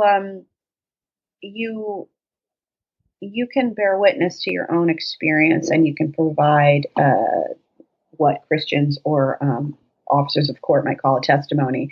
You can provide that without a spiritual attachment to it. If you've been through some shit, and that's that's part of what you do, right? You've been through some shit, and you have borne witness to it, your own experience, the experiences of others, and you talk about your experience, and you use that as a vehicle to invite people like me in, share our experience, and I believe it helps people. I believe Absolutely. It does. I at least don't think it hurts people, as long as we're being conscious and not trying to tell anybody else's story. Right. I mean, I frankly, like, I'm not someone who believes necessarily in a higher power, but I do believe that, like, it is like my purpose to like do that. Like, I feel like that is the greatest gift that we can give others is, hey, we've had these experiences. Let me share them, and maybe you'll relate to it. Maybe you'll get some insight. And like, that's the beauty of humanity and connection. Yeah, no, absolutely. It's helping. It helps people. It helps us. Right? It helps us to take care of ourselves, to speak on it, and it hopefully helps other people. And by us listening to them, we help them, hopefully. Yeah. Well, I commend you on your sobriety. I know it's not easy, and good job. Thank you. Yeah, it really is a one day at a time, and sometimes it's 1 hour at a time. Sometimes 60 seconds at a time, and I don't know if I'll fuck up. I don't right now. I have a craving to drink. I'm not going to do it, because I can pick up the phone, and also because I said it out loud. Like, if I say it out loud, it takes some of the sting away for me personally. Yeah. But I'm not going to do it. And I know that.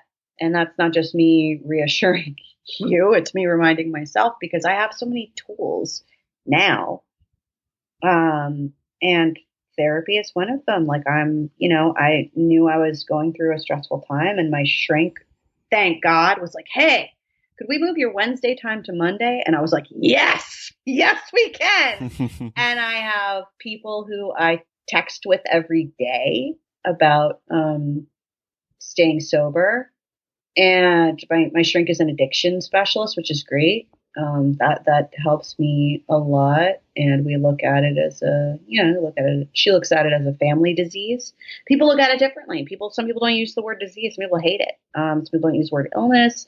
Some people don't think of addiction as a mental health issue. They look at it as a spiritual health issue or a blah, blah, blah, blah. It's like the terminology, language is very important. So I am hopeful that if you're listening to me talk about this, that if I use a word that, if you don't like the word illness or disease or addiction or whatever, swap it out for whatever is good for you. Like, I'm still learning. And it changes over time too. That's the thing. Like, I know people who loved their recovery program for years, and then they were like, fuck it. And they found something else, or they simply didn't really need it that much anymore. Or they were just like dry for years and didn't feel like they needed it, and then they did, or they never did. Like that's what's so frustrating and also kind of beautiful about my friend Ron Punches has a podcast called Getting Better. That's like one of the things about getting better. It's tough. Getting better means something different to everybody, and we all find our own way. Obviously, talking about it helps me. Might not help everybody. Sometimes it's just like writing it down. Yeah. Have you ever done the artist's way? No, I've heard of it. I've heard friends talk about it, though. It's very much grounded, and it's funny because when reading it, you're like, oh, it's a 12-week program. It's super grounded in the 12 steps, even though it's not overt, but she's clear about being a sober person, and Julie Cameron.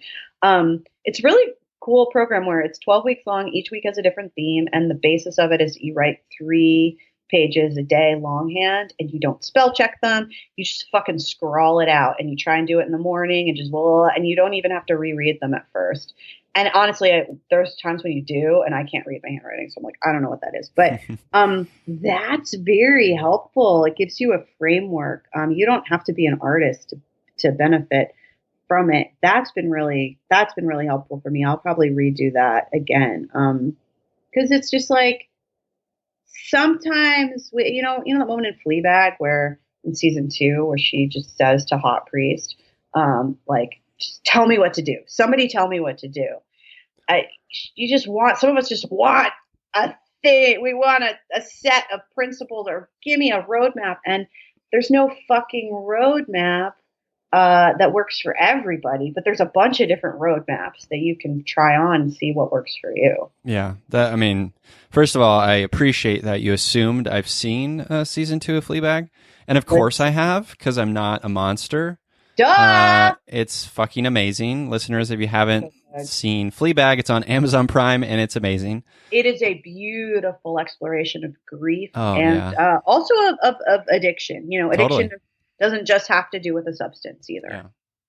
But the other thing I was going to say is, like, such a good reminder. What you're saying is that you're right. Like, there's no one size fits all when it comes to this stuff. And I think there's such a pressure to find that thing. And we mentioned Jennifer and her app, sort of satirically, and that stuff exists everywhere. Right. And we need to find our own way, and it's hard, and it's difficult, and it's sometimes a little stressful to know that, like, oh, this one glass of celery juice isn't going to cure my depression. Like, no. It probably won't, but like the truth is, it's just a smorgasbord of things that are probably going to help. Yeah, it's very like buying that jade egg to shove in your vagina from Goop is not going to do it. Like, I know it seems like it should, but it's not. Like, going away to a fancy spa for a week is not going to cure the shit. It might be a nice reset, but I like to drink a lot of water every day. I'm always like, are you drinking enough water to everybody? Like, I've different times. My primary concern. That's very Sicilian of you. I'm just like, everybody needs water. I'm like very concerned when I have friends who are like on set. I'm like, and it's a hot location, they're out in these deserts, they're out in the high desert.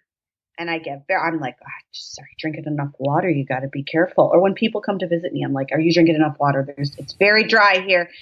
Also, just because drinking a lot of water helps my brain.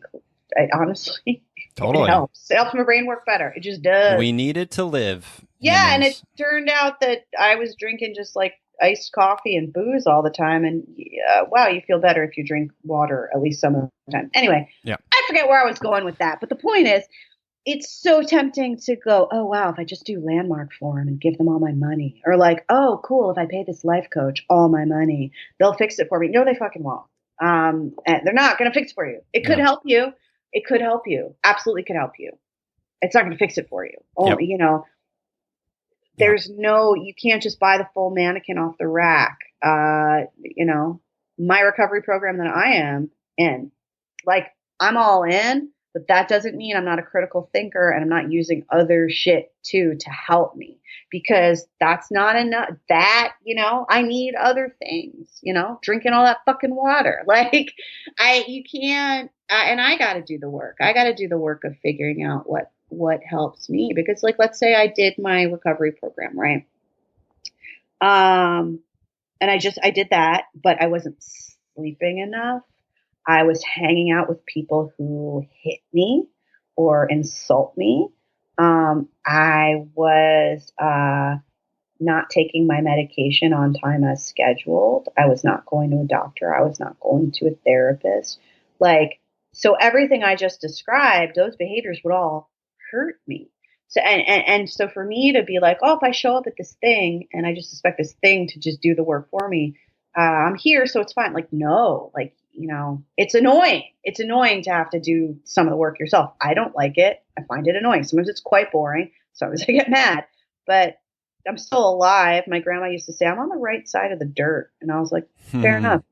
Fair enough. Fair enough. All right. I'll stick with this for a while. It's hard. It is hard, but it's also what I find is that when I was a depressed boy and sort of repressed all of my emotions and sort of, put a lock and key around my heart, I wasn't in a place where I was having fully enriching experiences that were, oftentimes like came as a surprise or unexpected. And that's what we get that's what I get certainly when I'm actually doing the work, is those unexpected sort of pockets of joy and wisdom and enrichment that I think doesn't come unless you're doing the work.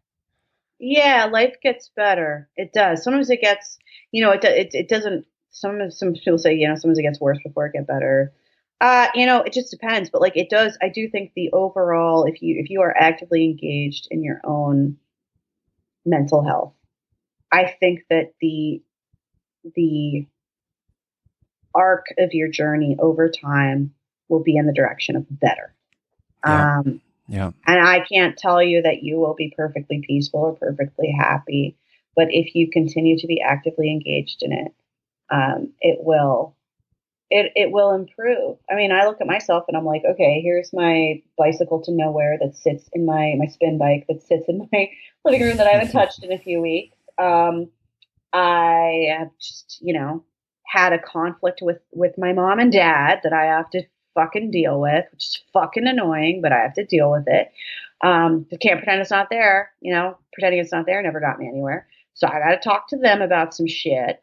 I'm late for meeting my writing partner. And I'm overdrawn on my bank account right now because a particular check isn't going to go through until Tuesday.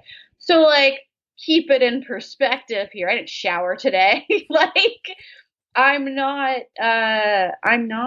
my vision of ideal, but I am happy. And I can say that, I could say that even with the anticipatory anxiety of knowing I have to talk to my folks about a conflict, with being like, oh shit, I'm overdrawn on my bank account. What an asshole. Like, all the different things I can say, apologizing to my writing partner, like, but I'm happy. And that's something, right? Like, I'm happy today. That's everything. Yeah. Yeah. Yeah. I'm also sad and anxious and frustrated, but I'm also happy. And like, to be able to hold all those things is not something I can always do, but I can do it a lot more than I used to, which was never. Yeah. That is the aim, right? Like, I've been thinking about the holding of multitudes we do as humans, and that, we can be, because I've been having some real suicidal depression lately, but at the same time, I'm like doing this like exciting sort of business building thing, and I can hold those truths simultaneously.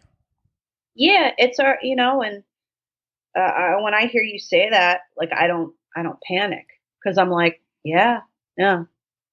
Like, sometimes we feel suicidal depression. Like, you can have suicidal ideation, you can feel suicidal depression.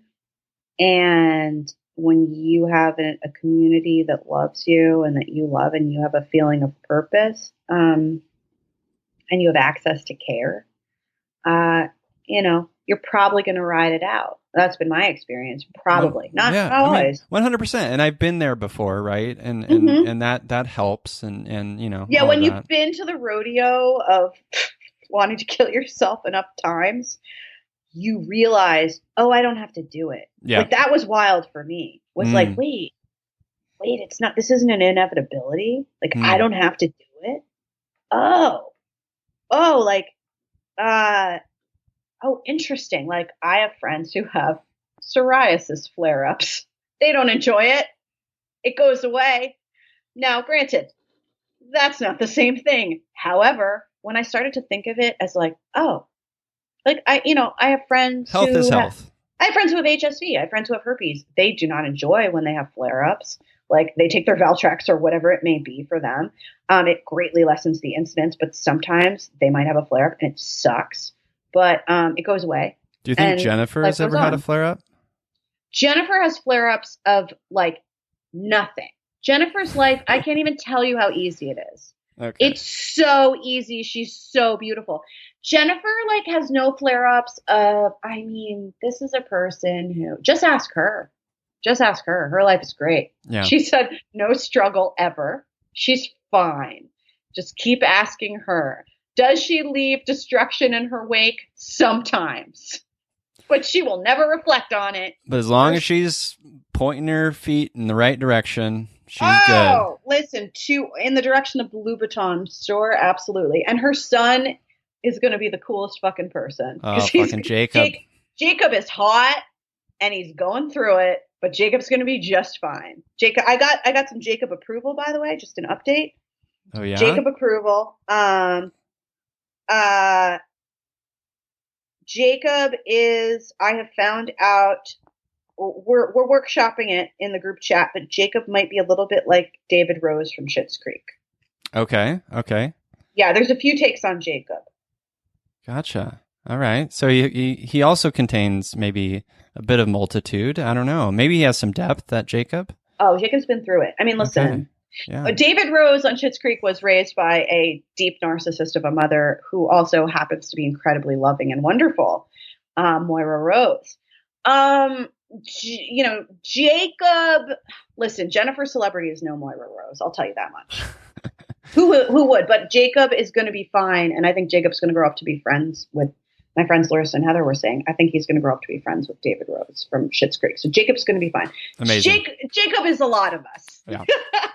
We are all Jacob. That is hashtag Jacob. We are all Jacob. Jacob has gone through some shit. You know, I mean, you don't have to come from a famous family to like have relatives who truly believe that they are the star and you are just a supporting player in a role that you never auditioned for.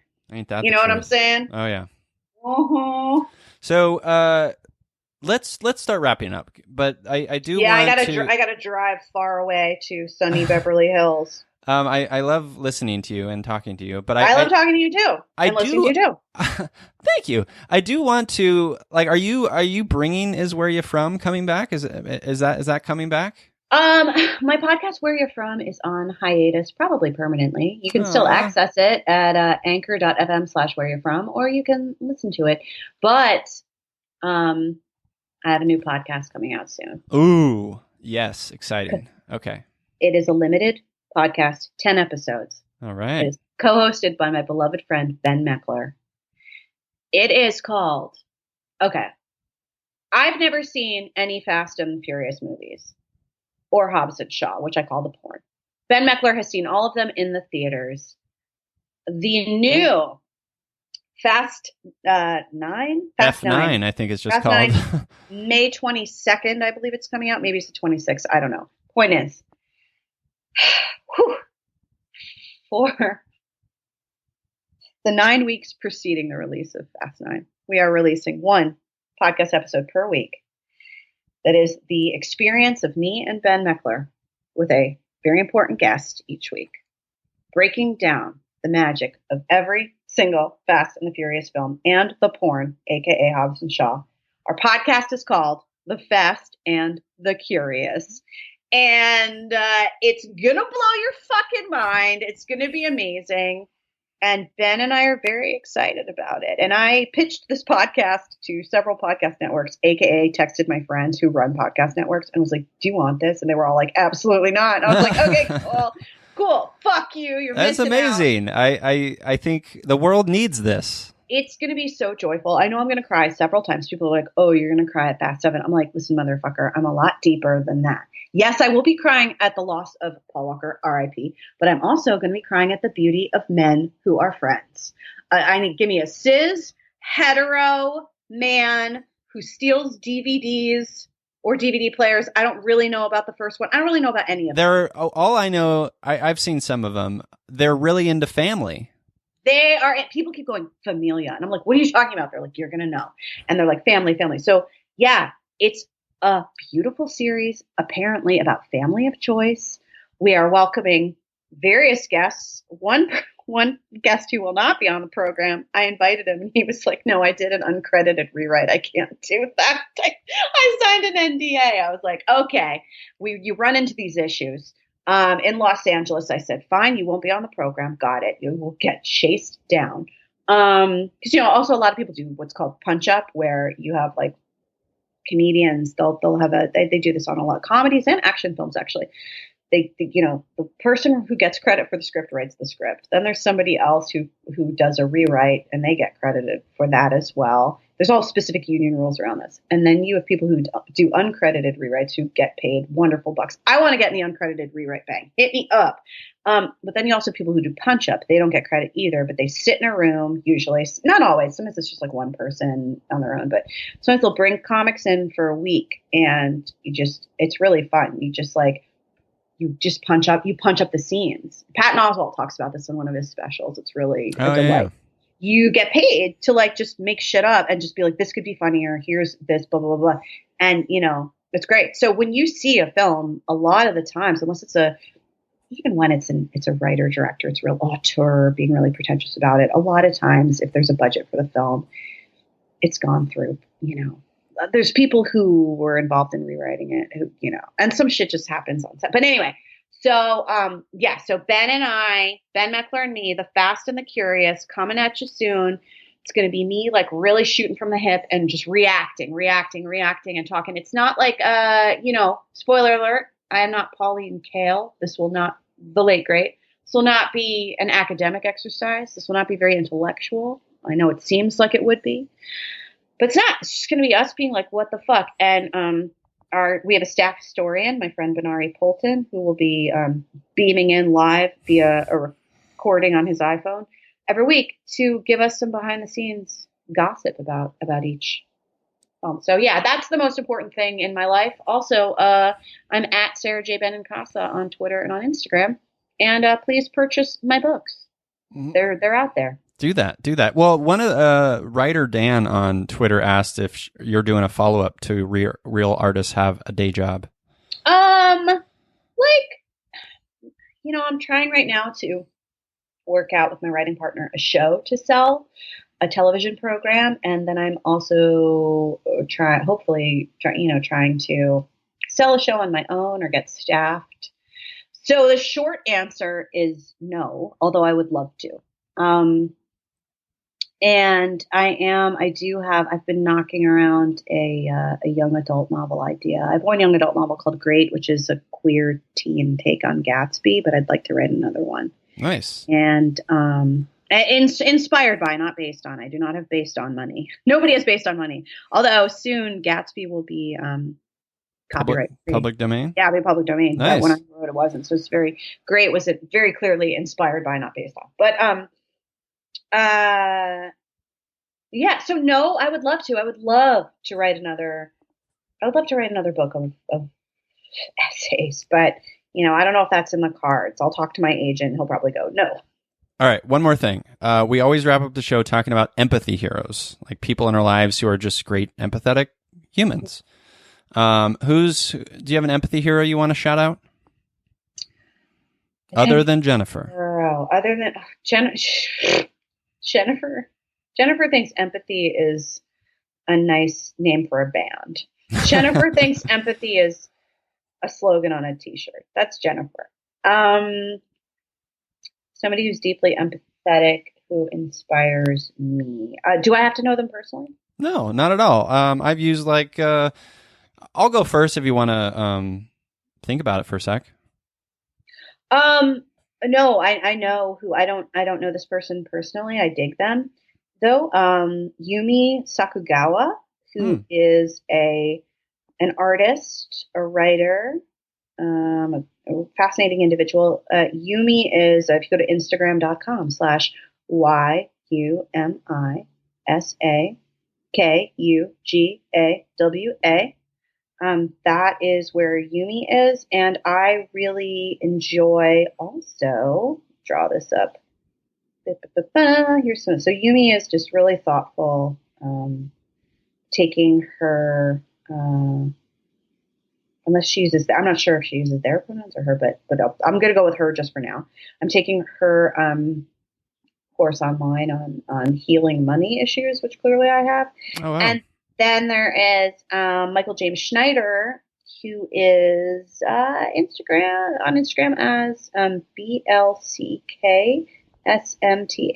So it's almost blacksmith, but it's not. It's BLCKSMTH. Michael is an artist who does a lot of like wacky slogans with balloons and stuff, but also just some other weird shit with masks and like just really interesting. And Michael just posted something lovely that says it's you can't change someone by loving them harder, and ain't that the fucking truth?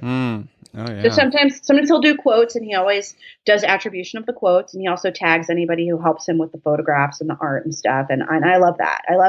I love seeing people give credit where credit is due. I really try to do that, and when I fuck up, I apologize and try to improve. Nice.